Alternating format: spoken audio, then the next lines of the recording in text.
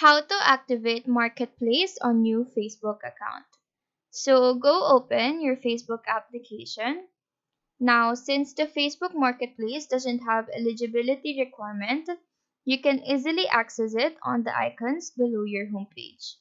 Now, if you can't see this, it's because it could be hidden. So go to the menu page, scroll down here, and you should be able to see the Marketplace icon. So just tap on that. And as you can see, I can see the products and sell things as well. Now, if the marketplace is still missing, it's because this feature is not available for users 18 years old and below.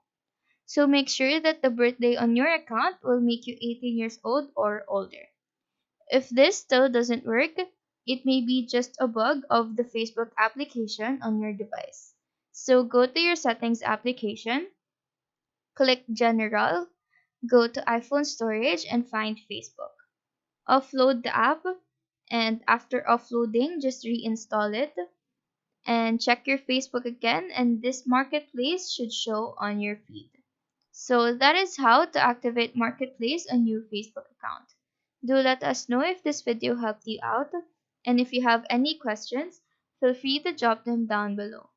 Thank you for watching and have a nice day.